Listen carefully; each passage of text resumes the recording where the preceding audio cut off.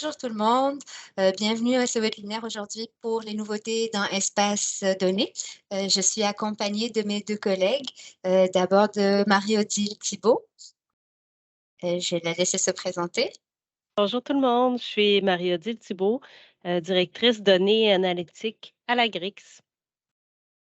Et de ma collègue Nesline Zmirlik qui est avec nous. Oui, bonjour à tous. Je suis directrice principale innovation intelligence artificielle à la GRIX. Et donc, et moi aussi, donc c'est Radia Ramani, analyste à la GRIX. On est toutes les trois ici pour vous présenter la feuille de route des prochains mois pour Espace Données. On va commencer au programme, on va y aller tout de suite. Donc, au programme, on va voir quelles sont les nouveautés pour les jeux de données. Une présentation des nouvelles pages des rapports prédictifs qui vont être modifiés et les éléments en planification. Donc, si on est prêt, on va y aller tout de suite. Donc, tout d'abord, on va commencer d'abord par le nouveau jeu de données main-d'œuvre. Pour ceux qui ne sont pas au courant, donc vous avez reçu depuis l'été dernier, des demandes pour vous connecter, pour installer le module qui va se connecter à PayGRH. Et une fois que ce module a été connecté dans PayGRH, donc on va faire l'ingestion et le chargement des données qui viennent de la paye. Donc, on parle des données sur le thème de la main-d'œuvre. Ces données-là vont être transposées, donc traitées dans l'entrepôt de données, transformées, et pour vous donner justement accès à un jeu de données. Donc, pour ceux qui sont moins familiers avec le terme, je sais que ce n'est pas tout le monde qui est utilisateur chevronné. Je demande si parmi vous, il y en a des utilisateurs chevronnés ou il y en a qui ne savent pas de quoi on parle. Ben, dans le fond, ces utilisateurs chevronnés-là, on parle des super utilisateurs qui vont être capables de faire des rapports, des tableaux de bord, créer des visuels, des graphiques dans la plateforme des studios. La plateforme des studios, c'est le module d'espace données qui permet justement sur l'application Power BI qui vient de Microsoft de créer ces rapports-là. Donc, actuellement, normalement, dans toutes les CSS qui ont déjà installé des visions, des studios, donc Mosaïque, espace données, puis avec les deux modules, vous avez au niveau de vos organisations des utilisateurs qu'on appelle utilisateurs chevronnés. Donc, pour remettre un petit peu dans le contexte, actuellement, ils ont accès aux données sur la réussite, mais à partir du mois de mars, on va dire entre mars et avril, puisque les tests de pilotage sont toujours en cours et dépendamment évidemment des retours qu'on va avoir encore, ces utilisateurs chevronnés vont avoir accès à ce nouveau jeu de données. Donc, ils n'ont pas aucune action à prendre. Le jour où nous, on va ouvrir la switch, ben, ils vont avoir automatiquement accès à ces données-là. Donc, c'est bien important qu'ils soient au courant, donc que vous soyez au courant que bientôt, ça s'en vient, vous allez avoir les données sur la main-d'œuvre. Et qu'est-ce que ça va permettre, ces jeux de données-là? Ben, dans le fond, ça va vous permettre de connaître des indicateurs pour, par exemple, le nombre d'employés actifs par corps d'emploi, par statut d'engagement, par lieu de travail, l'évolution justement du nombre d'effectifs par période, le taux de roulement, les cessations d'emploi, les raisons des cessations. Donc, c'est vraiment les informations de base, on va dire, pour commencer justement à faire des analyses autour de vos indicateurs pour le personnel du côté des organisations scolaires. Et pour vous donner un exemple, c'est comme vos utilisateurs, un exemple de ce que les utilisateurs chevronnés pourraient faire dans Power BI. Juste pour vous montrer, c'est les petites cases pour vous donner l'information. Qu'est-ce qu'on pourrait avoir comme nombre d'effectifs, combien j'ai d'enseignants réguliers, combien j'ai de psychologues, d'orthophonistes. Donc, on pourrait décliner ça pour les professionnels, etc. Donc, ça permet vraiment d'avoir une vue sur les informations qui nous intéresseraient du côté de la main-d'œuvre. Et bien sûr, ça, on parle un peu plus long terme. Donc, une fois que le jeu de données va être disponible, on continue à travailler sur les tableaux de bord. Donc, on avait parlé du côté des studios, qui est le module plus pour les utilisateurs expérimentés pour créer des rapports. Il y a aussi l'autre côté qui fonctionne aujourd'hui pour la réussite, c'est des visions. Ça, c'est ce qui est disponible comme tableau de bord directement dans la plateforme Mosaïque Portail. Et là, on parle d'utilisateurs qui pourraient avoir accès à des tableaux de bord. Ils n'auraient pas besoin de les créer, mais ça serait créé pour vous. Donc là, on vous a donné un petit exemple Vraiment un petit exemple de ce qu'on pourrait avoir comme type de portrait. Là, vous avez le portrait des enseignants par école pour une date donnée, mais on pourrait aussi décliner ça pour le portrait des professionnels. On pourrait avoir les proportions par statut d'engagement, par corps d'emploi, par lieu de travail, etc. Donc, c'est vraiment selon les besoins qui ont été récoltés. Ben, dans ce cas-là, on va essayer de monter des rapports qui vont être pertinents. On parle ici des portraits des enseignants, mais on pourrait avoir le taux de roulement, on pourrait également avoir l'absentéisme, les données sur l'absentéisme, etc. Donc, pour vous donner donc un exemple, c'est vraiment les jeux de données qui viennent de PIGRH qui vont venir alimenter l'entrepôt de données et qui vont pouvoir alimenter dans un premier temps les utilisateurs chevronnés avec un jeu de données dans des studios. Et pour les utilisateurs du côté des tableaux de bord, ben on va commencer, on travaille déjà sur des rapports des tableaux de bord qui pourraient être pertinents pour vos besoins quotidiens. Donc, je vais laisser pour les éléments en planification la parole à ma collègue Marie-Odile. Oui, bonjour tout le monde. Donc, pour les éléments en planification pour la plateforme Espace Données, donc ce sont des éléments sur lesquels on a commencé à travailler ou pour lesquels on va travailler cette année. Donc, en ce qui concerne la thématique de la réussite scolaire, un de nos gros dossiers cette année dans EDO, c'est d'amener les données tirées du SWOT, donc le module suivi des interventions et observations qui se trouve dans Mosaïque Portail, de prendre les données qui se trouvent là et de les amener dans l'espace données. Donc, ça va permettre aux directeurs généraux et éventuellement aussi aux directeurs d'établissement de pouvoir explorer les données qui sont dans le SWOT et d'avoir accès aussi à un historique. Donc, on est en train de travailler sur des maquettes de tableaux de bord de comment on va regarder cette information-là pour bien répondre aux préoccupations du réseau. On travaille avec quelques partenaires pour ça. Et disons que c'est la- la- on planifie être capable de livrer le SWOT au plus tard durant l'été. Aussi, un gros dossier, ce qui concerne la réussite scolaire cette année pour la GRIX, c'est l'ajout de données liées à la thématique formation professionnelle, formation générale des adultes. On sait que dans l'UMIX, on a une connexion au système qui permet d'avoir des données sur la formation professionnelle, la formation générale des adultes. Donc, on parle du système JAD Tosca. Et donc, cette année, ce qu'on veut faire, c'est connecter aussi la plateforme Espace Données à JAD Tosca. Ça veut dire essayer de prioriser quelles données, quels indicateurs on va apporter dans Espace Données et mettre en place l'infrastructure nécessaire pour aller ingérer les données liées à JAD Tosca à l'intérieur de la plateforme EDO. Ça va nous permettre de bonifier les jeux de données existants sur la réussite et d'amener éventuellement d'autres jeux de données. Donc, nouveaux jeux de données, nouveaux tableaux de bord.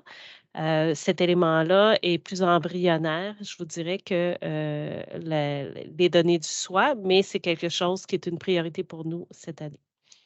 Pour ce qui est de la main-d'œuvre, donc c'est déjà un gros morceau que Radia vous a présenté, qu'on va livrer au printemps et à l'été. Donc, quand on parle d'un jeu de données et de tableau de bord.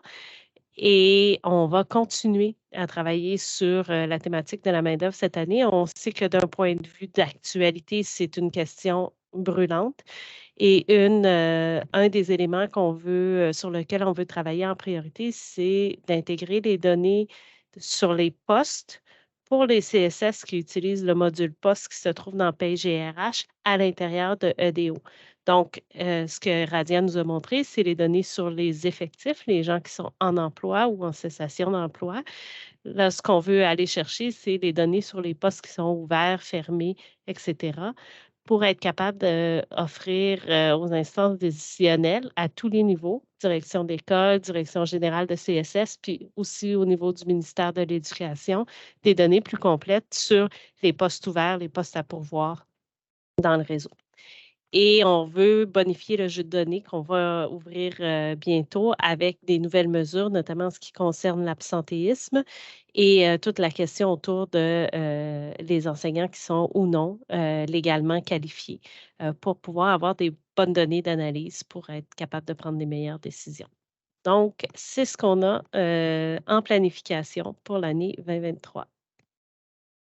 Merci beaucoup. Donc, je vais continuer ensuite. Donc, ça, c'était pour la partie qui se trouvait vraiment du côté des jeux de données, les nouveaux jeux de données. L'autre nouveauté qu'on va avoir, c'est vraiment au niveau des pages des rapports prédictifs. Donc, actuellement, dans des visions, donc disponibles pour les directeurs d'établissement, les directeurs adjoints, donc les directions et les directions d'établissement, il y a des rapports de prédiction de réussite et d'échec pour les épreuves du MEC. Donc, on parle vraiment de l'examen de 4e année et 6e année primaire. Actuellement, ces rapports existent et ça ressemble justement aux rapports que vous voyez actuellement et qui sont actuellement disponibles dans des visions. Donc, des travaux ont été faits et il y a eu vraiment des changements visuels. Justement, suite au retour qu'on a eu, on a essayé d'améliorer pour justement vous faciliter la lecture et aussi pour que ça soit plus parlant pour vous. Donc, on a rajouté plusieurs pages à ce rapport-là. Il va y avoir 4 pages pour le côté des directions générales.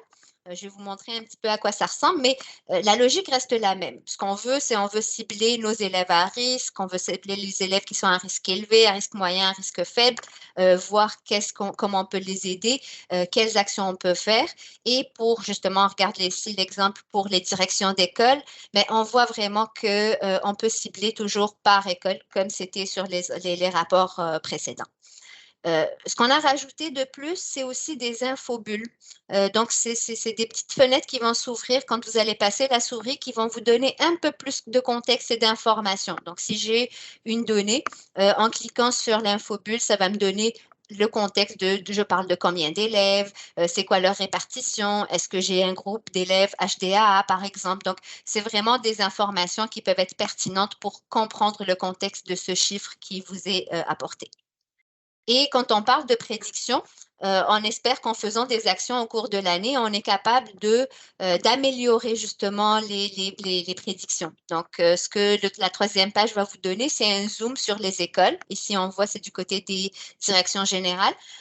Mais si on regardait du côté des directeurs d'établissement, on aurait les informations, on irait dans la granularité de l'élève. Donc ici, on voit vraiment un zoom sur le CSS, sur les écoles qui sont dans l'organisation et on est capable évidemment de voir comment ça évolue entre l'année dernière. Est-ce qu'à la première étape, la 2e étape, j'ai des différences, des absences qui se sont ajoutées à comparer à l'année dernière, etc. Donc c'est vraiment de plus en plus, on va essayer de zoomer pour vous aider à cibler les écarts puis voir où est-ce que vous pouvez porter des actions. En plus on va dire du zoom, vous allez avoir la possibilité de voir c'est quoi les principales variables qui ont été prises en considération par justement l'algorithme qui traite les données prédictives.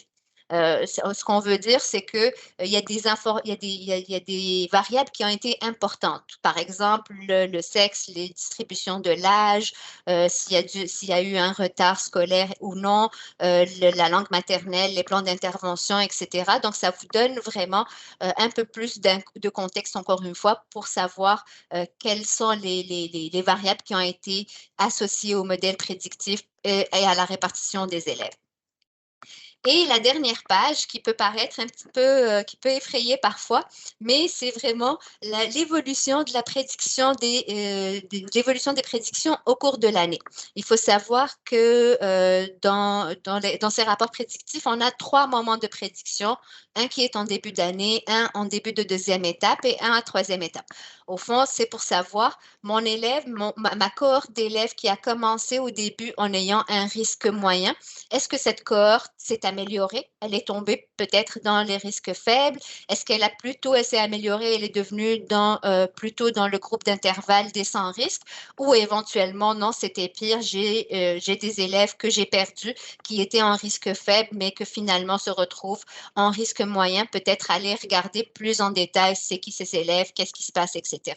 Donc vraiment, avec les 4 nouvelles pages qui ont été ajoutées, vous allez avoir plus d'informations en espérant que justement, ça va pouvoir vous aider à apporter des actions un peu plus, voir l'état des lieux plus facilement, puis apporter des actions plus facilement pour vous comme outil de prise de décision. Et bien sûr, la même chose. Là, je vous ai montré ce qui est pour les directeurs, les directions générales, mais également, il y a un travail qui se fait sur les rapports qui existent, qui sont disponibles pour les directions d'établissement. Et ça va être le même principe, mais au lieu de suivre les écoles, on va suivre plutôt les élèves directement et on va aller vraiment au niveau de l'élève. Donc, pour le côté de l'intelligence artificielle, je vais laisser ma collègue Nesrine qui va continuer pour les éléments en planification. Merci Radia. Bonjour à tous. En fait, je vais vous parler des éléments qui sont en cours de développement et en planification pour l'année 2023. Comme vous le savez peut-être probablement, on travaille en collaboration avec le Centre d'expertise en intelligence artificielle dans le cadre du chantier en intelligence numérique avec le ministère. On a un gros mandat sur le développement d'une solution de prévention de décrochage scolaire. Les travaux avancent pas mal bien. On commencé en 2022, ils vont se poursuivre en 2023.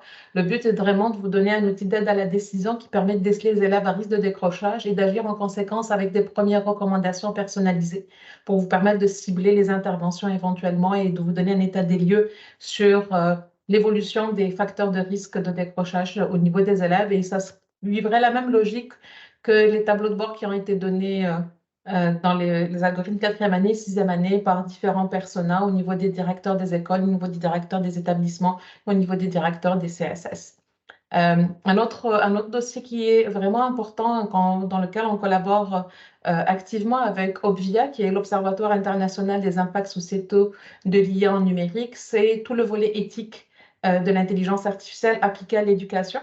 Donc, on est mobilisé pour mettre en place un cadre éthique qui va se décliner sous forme d'une trousse d'outils pour les développeurs, pour les utilisateurs, qui va suivre un ensemble de formations et d'accompagnement par la suite. Donc, on est à la GRIX aussi mobilisé pour s'assurer que tous les développements qu'on fait et qu'on industrialise pour le réseau suivent les principes d'éthique statués et sur lesquels on s'engage au niveau de ce respect-là par rapport aux biais. On sait très bien que l'éthique peut générer reproduire certains biens qui existent dans les données. Ben, on va s'assurer que ça soit minimalisé au maximum à ce niveau-là, en se dotant d'un cadre éthique statué et communiqué à l'ensemble du réseau.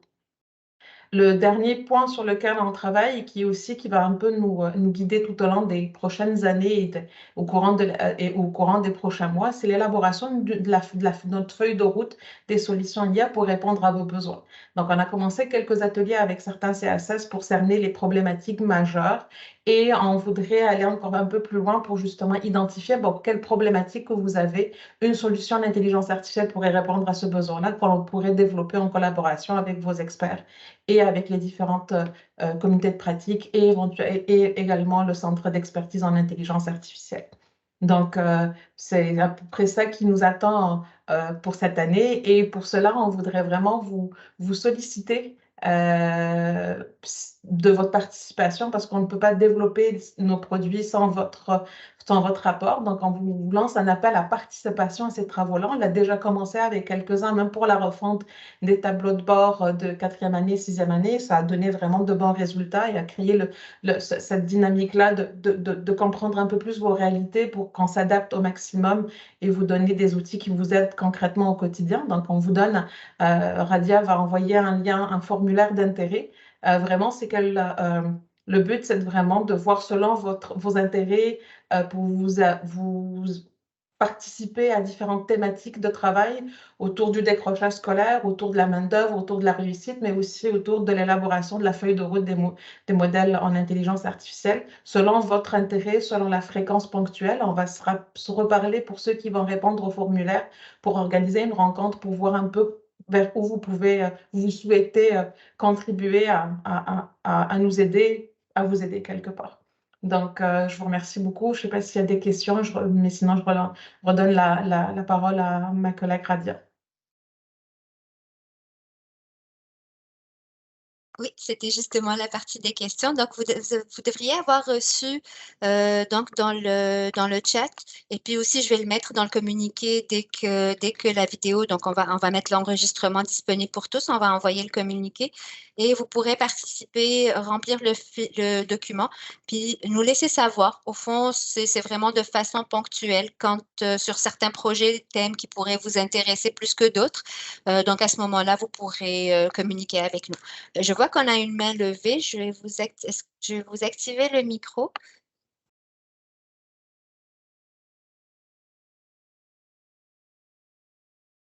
Oui, vous pouvez y aller, activer votre micro. Oui, bonjour. Danny Boulgan, comme ça sur leur cri. J'ai deux questions pour vous. Avez-vous une version anglaise pour la première question? Et la deuxième, c'est qui doit-on contacter pour justement implanter le processus pour extraire les données? Pour l'implantation, je pense on va dire pour CSCRI, on est déjà en contact. On en avait déjà parlé, mais oui, on a déjà un billet ouvert pour la côté réussite. Donc ça, il y a déjà un billet, on pourra se communiquer ensemble à ce moment-là. Je pense, on en avait parlé avec vos collègues. Donc, l'installation, on pourrait commencer à installer les composantes pour que vous ayez les entrepôts de données, accès à des visions et des studios. Et la version anglaise, oui, elle existe déjà pour des visions, donc les rapports qui existent actuellement. Et dans des studios aussi, les jeux de données aussi existent en version française et en version anglaise. OK, oui, je suis au courant qu'on a déjà en contact avec la portion réussite, mais j'ai peut-être manqué ma précision. C'est plus côté ressources humaines. Est-ce qu'on doit ouvrir un autre billet pour mettre en place les ressources humaines? Oui, oui. Oui, absolument. Il y a une composante qui doit être installée si ce n'est pas encore fait. Je pourrais vous contacter, M. Boulian, ce n'est pas un problème. Je vous contacterai directement sur ServiceNow, puis j'ouvrirai un billet pour vous. C'est Et ça, parfait. ça sera les personnes en question qui vont communiquer. C'est plutôt du côté des opérations qui vont s'en occuper. D'accord, merci. Bienvenue. On avait une autre question. Oui, Alice. oui, bonjour. Anthony Quinquis de la Commission scolaire de Montréal. J'avais une petite question concernant les rapports des visions. Euh, on a un espace ID donc sur votre site et il y a des votes qui doivent avoir lieu. Et j'aimerais savoir dans quelle mesure vous prenez en compte ces différentes propositions. Et parce que les votes, des fois, il y a beaucoup de personnes qui ne sont pas forcément au courant, même les directions d'école ou autres, là, ne sont pas forcément au courant qu'il faut voter. Donc, il y a très peu de votes, mais il y a des propositions assez intéressantes. Donc, j'aimerais savoir comment vous jonglez entre ça et tout ce que vous avez présenté aujourd'hui. Je peux le prendre, Radia? Donc, merci, M. Quinquet. C'est vraiment un excellent rappel que vous faites. En effet, on regarde de très près qu'est-ce qui se passe sur Espace ID, puis on essaie de prendre les idées, de les intégrer à notre feuille de route. Donc, à savoir comment on intègre ça, évidemment, ce que je vous ai présenté aujourd'hui, c'est les grandes lignes, les éléments en gras, si on veut, dans notre feuille de route. Mais on a des éléments plus de détails sur toutes les propositions qui viennent d'Espace ID. C'est plus, par exemple, des améliorations dans les jeux de données existants ou des améliorations dans les fonctionnalités qu'on prend granulairement au cas par cas puis qu'on livre là, sur une base régulière. Par exemple, un des prochains éléments sur lesquels on va travailler, c'est toute la question autour des impressions. Je sais que c'est un élément qui se trouve dans l'espace ID, puis pour lequel on a quelques votes. Je suis d'accord avec vous qu'on n'a pas beaucoup de votes. Mais ce que je suggère, en fait, c'est qu'on bâtisse une certaine forme de dialogue. Et donc, par la présente, on pourrait, Radia, dans le chat ou même dans notre courriel de suivi, rappeler à tout le moins aux 70 et quelques participants qui sont là aujourd'hui où se trouve Espace ID et où ils peuvent aller voter. Merci. Oui. Je m'occupe tout de suite, je vais vous mettre le lien pour ceux qui ne l'avaient pas, mais aussi effectivement, je vais l'ajouter directement dans la communication qui va avoir lieu. Vous allez être capable de voir également Espace ID, puis c'est vraiment intéressant que vous apportiez le sujet, c'est bien parfait. Je vous mets ça dans la conversation tout de suite.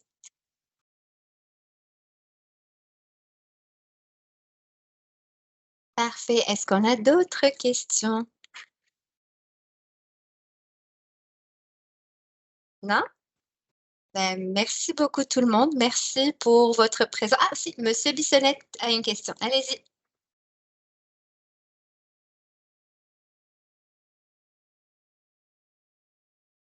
Stéphane, je pense qu'il faudra activer le micro si vous voulez.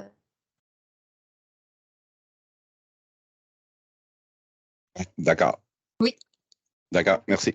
Je voulais simplement faire un retour sur les données du SWA que vous allez développer en EDO. Est-ce que vous allez développer en bloc la FGJ et la FGA, FP? Ou ça va être en séquence? On va devoir y aller en séquence, donc on va commencer avec la formation des jeunes. De toute façon, dans le SWA, je pense qu'on les suit. Donc, eux, ils vont développer l'intégration à la formation générale des adultes, puis après, on va suivre pour l'intégration dans EDO. Donc, on commence avec la formation des jeunes. OK. Est-ce qu'il va aussi y avoir des maquettes dans un webinaire futur? Si c'est votre désir, absolument, tout à fait. Je sais qu'actuellement, on est en phase d'idéation, donc on travaille de façon très proche avec certaines CSS, ou en fait, on est en train d'organiser avec certaines CSS la révision des maquettes.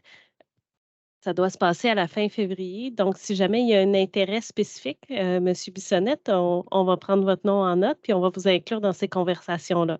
Donc, ce sont des maquettes, si on veut, de pré-idéation. Puis après, quand on sera plus près du déploiement, effectivement, on fera un webinaire similaire là, parce qu'on voit qu'il y a un certain intérêt pour venir vous les montrer avant le lancement officiel, puis recueillir vos commentaires. Définitivement intéressé. Parfait. Donc, M. Bissonnette, de quel CSS? Sir Wilfrid Laurier. Merci. Parfait. Puis on avait une question. Monsieur Toussaint, je pense que vous vouliez voir la diapo sur les nouveaux jeux de main-d'œuvre. Est-ce que vous aviez une question?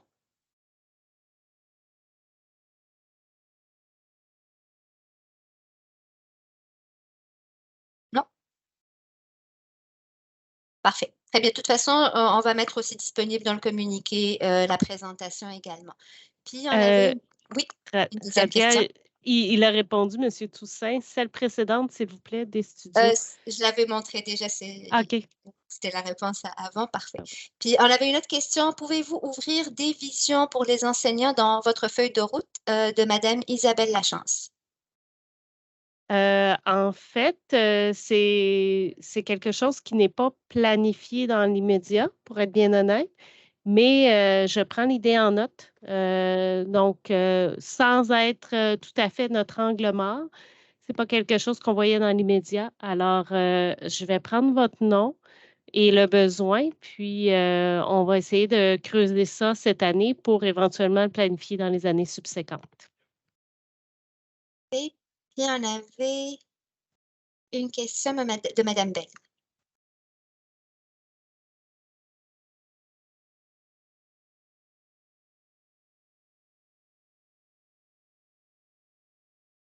Non, il faudrait ouvrir, Mme Bell, votre micro.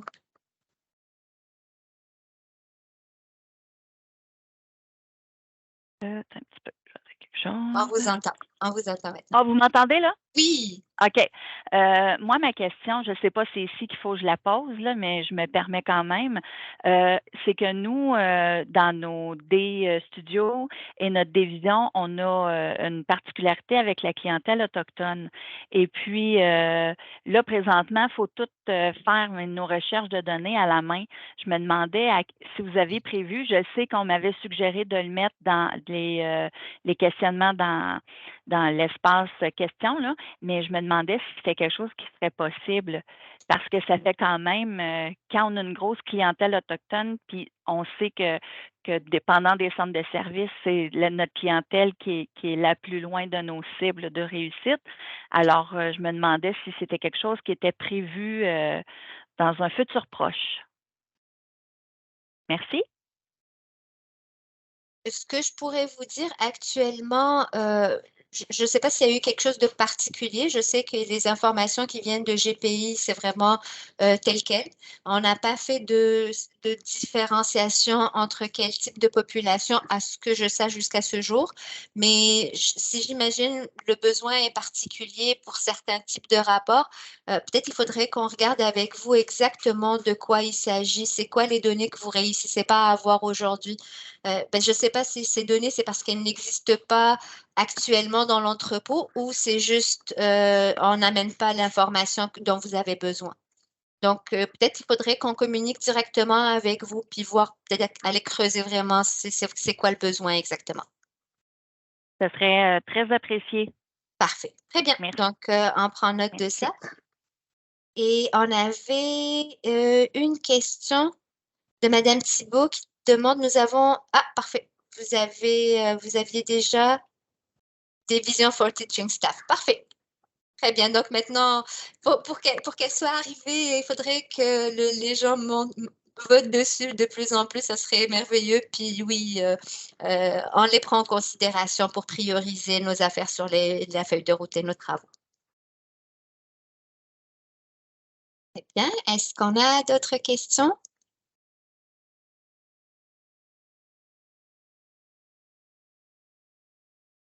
Non?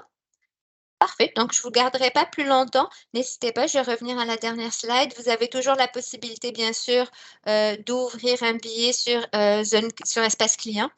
Si vous avez besoin de plus d'informations on avait parlé de communiquer avec vous, donc j'ai pris note de vos noms, puis on va communiquer directement avec vous pour les personnes qui avaient des cas particuliers. Donc, pour tout le monde, merci encore. Merci pour avoir été présent pour ce webinaire. Puis, n'hésitez pas à poser toutes vos questions. Puis, si vous avez besoin de notre soutien, n'hésitez pas à nous faire signe. Puis, ça nous fera plaisir. Merci beaucoup tout le monde. Je vous souhaite une très bonne journée.